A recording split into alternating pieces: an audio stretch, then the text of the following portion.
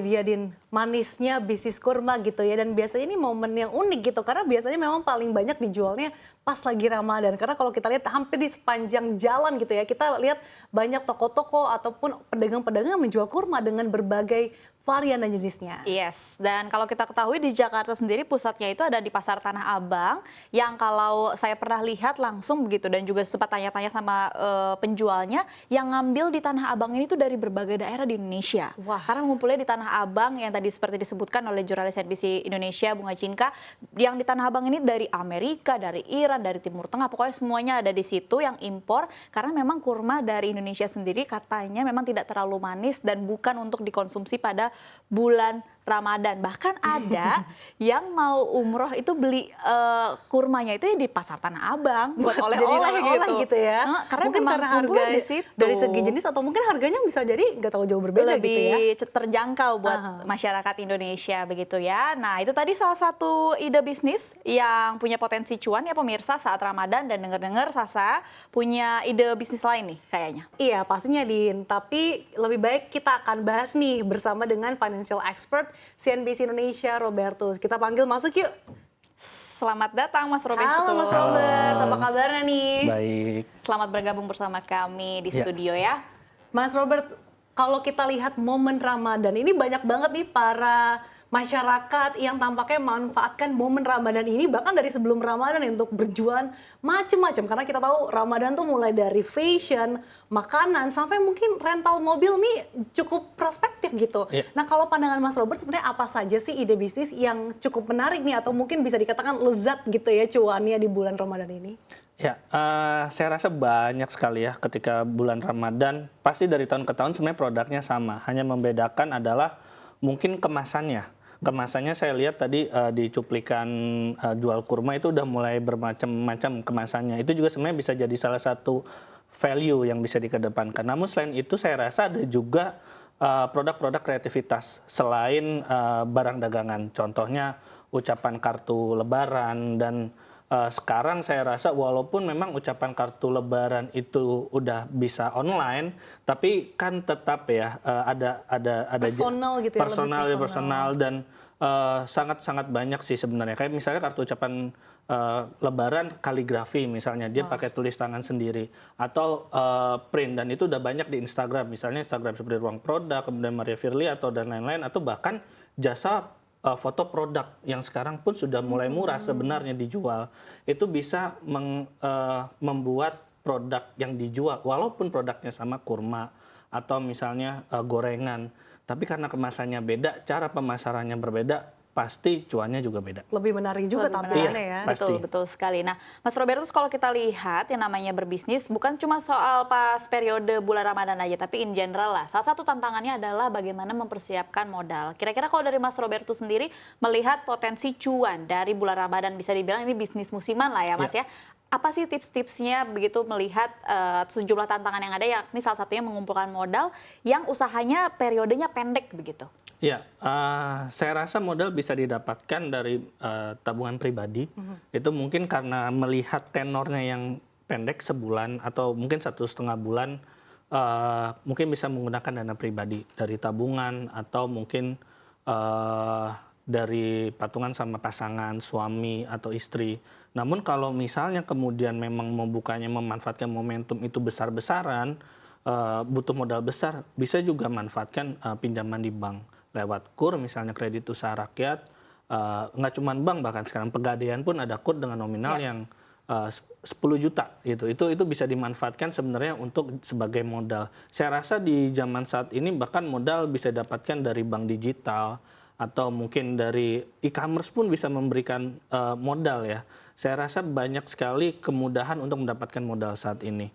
Itu bisa mengcounter halangan-halangan modal yang biasanya jadi batu sandungan orang buat mulai usaha. Biasanya orang udah ngeliat peluangnya, udah mau buka, tapi biasanya kehalang modal. Saya rasa sekarang mendapatkan modal usaha udah sangat gampang. Oke, dan banyak juga tadi alternatifnya Mas Robert ya. Tapi kalau kita melihat nih, langkah-langkah awal itu seperti apa sih? Apakah kita menyiapkan modal dulu atau pilih dulu nih produk apa sih yang ingin kita jual, atau justru kita riset pasar dulu nih, kira-kira segmen mana sih yang akan kita jual? Jangan sampai kita udah mau jualan kurma tapi ternyata nggak ada yang mau beli nih, atau mungkin modalnya udah cukup, produknya udah ada, tapi ternyata nggak ada yang bisa beli gitu? Ya, pertama saya rasa kita harus tentukan dulu mau jualan apa, karena ini nanti akan terkait sama riset pasar, Ya. lokasi berjualan, kemudian butuh modal berapa dan kira-kira perakiraan keuntungan yang didapatkan berapa. Saya rasa tentukan dulu mau apa, mau jual ke fashion, baju lebaran misalnya, atau baju atau mukena atau peci atau apapun itu, atau mau makanan atau kreativitas yang dijual. Dan itu sekarang di zaman sekarang ada media sosial, itu akan banyak sekali peluang-peluang bisnis. Setelah itu baru kita tentukan, kita riset pasar, bagaimana pasarnya, ada nggak yang makan produk kita. Kemudian kita tentukan lokasi atau tempat kita jualan, bisa offline, bisa juga online. Saya rasa kalau online sekarang juga bisa dilakukan oleh ibu rumah tangga atau di rumah juga bisa dilakukan. Baru kemudian kita siapkan modal juga. Seperti itu. Kalau misalnya udah, kemasan juga perlu diperhatikan, dan terakhir adalah pemasaran. Tanyakan ke Mas Robert nih, kalau di bulan Ramadan ini biasanya kan banyak nih bisnis-bisnis bermunculan, tapi sebetulnya produk-produk itu yang ditawarkan sama gitu ya, kayak misalkan mukena, kemudian tadi kurma, belum lagi kue-kue kering gitu. Nah, tapi gimana sih jurus jitunya nih supaya produk kita ini bisa stand out dibandingkan produk-produk lainnya? Nggak kalah persaingannya gitu ya, Sa? Ya, saya rasa kita harus menyasar segmentasi yang kuat. Jadi nggak bisa kita menyasar seluruh pasar, karena saingannya sangat banyak. Ya. Kita sasar segmentasi, karena itu nanti akan berpengaruh sama produk yang kita jual itu kualitasnya seberapa, dan juga mungkin caranya adalah di packagingnya, kemasannya. Semakin menarik, semakin lucu, dan saya rasa sekarang juga banyak sekali jasa foto produk yang udah murah.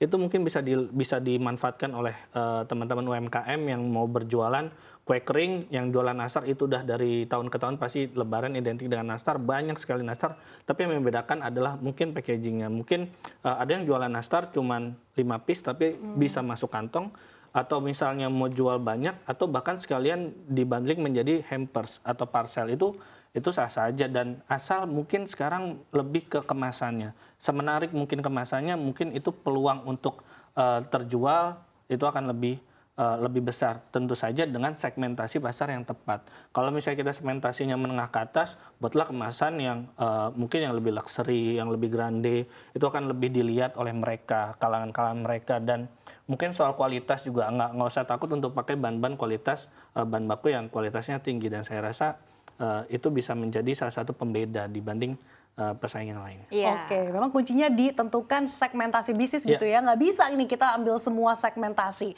Nah, Mas Robert dan juga Dina, kita beralih nih ke pertanyaan sosial media Instagram. Wah, sudah banyak banget nih teman-teman yang mengajukan pertanyaan, tapi sayang sekali ini kita kasih 2 pertanyaan saja. Yang pertama dari Reza Fas nih. Bagaimana cara mengoptimalkan pemanfaatan teknologi dalam bisnis selama Ramadan? Seperti pemanfaatan e-commerce atau platform digital lainnya. Silakan langsung dijawab Mas Robert. Ya, gunakan media sosial. Mungkin sekarang yang lagi rame TikTok ya. Ya. Bisa digunakan TikTok, itu transaksinya banyak. Dan sekarang itu arahnya lebih ke visualisasi ya. Jadi nggak cuma ngeliat gambar doang, tapi ada entertainmentnya, makanya disebutnya ada shoppertainment. Dan itu mungkin bisa dimanfaatkan, platformnya salah satunya adalah TikTok dan mungkin Instagram. Kalau e-commerce saya rasa pesaingnya sangat banyak, harganya di sana banting-bantingan juga. Dan ada biaya iklan yang mungkin itu bisa lebih besar dibandingkan dengan di medsos seperti di TikTok atau di Instagram. Dan juga kalau misalnya di e-commerce harus belajar lebih dalam mengenai keyword atau misalnya detail, supaya itu bisa kemudian menarik oleh para calon konsumen. Namun sekarang yang saya tahu, konsumen lebih melihat visualisasinya dibanding dengan narasi-narasinya. Saya rasa mungkin media sosial yang tepat TikTok dan Instagram. Ya, kalau kita lihat memang live TikTok nih ya, Ya. menjadi salah satu media yang sangat efektif untuk menjual, dan juga bagi para pengusaha begitu ya. Ya. Sasa kalau sering scrolling Viral TikTok biasanya gitu kan, itu kan, langsung manfaatkan dijual momen dan itu. langsung disebut harganya berapa gitu ya Mas Ya. Robertus ya. Nah, kita akan lihat ke pertanyaan selanjutnya dari @iren_oct_. Pertanyaannya adalah bagaimana cara mengelola keuangan bisnis agar tetap stabil selama Ramadan, mengingat adanya kenaikan biaya operasional dan pengeluaran tambahan. Silakan Mas Robertus. Yang pertama, pisahkan duit usaha dengan duit pribadi. Nah, itu wajib banget tuh, harus dipisahin. Kalau misalnya campur, nanti dana operasionalnya malah hilang dipakai buat dana pribadi. Begitu juga Tapi dengan alokasinya berapa persen sih untuk biaya operasionalnya sendiri, Mas Albert? ya, biaya operasional tergantung dari kita nentuin margin ya, kan pasti dilihat bahan bakunya berapa dan kita mau ngambil margin keuntungannya berapa. Dan itu biasanya udah dihitung di awal untuk menentukan harga. Dan kalau misalnya untuk stabil ya pastinya pilih satu supplier yang tetap, jangan pindah-pindah. Karena bisa jadi semakin dekat dengan lebaran harga bahan baku bisa semakin naik. Jadi tentukan satu supplier di sana, mungkin ada kerjasama harga. Kalau misalnya pun ada kenaikan harga pasti tidak akan lebih tinggi dibanding kita ganti-ganti supplier. Ada satu supplier setidaknya bahan baku menjadi aman dan juga supplier-supplier lain yang nggak cuma bahan baku produk tapi seperti kemasan itu juga bisa menjaga. Dan kalau misalnya untuk biaya marketing di media sosial saya rasa harganya tidak jauh beda ya. Yang membedakan kan hanya lokasi bagaimana kita mempromosikan itu dan juga mungkin waktu untuk kita posting dan kita promosikan.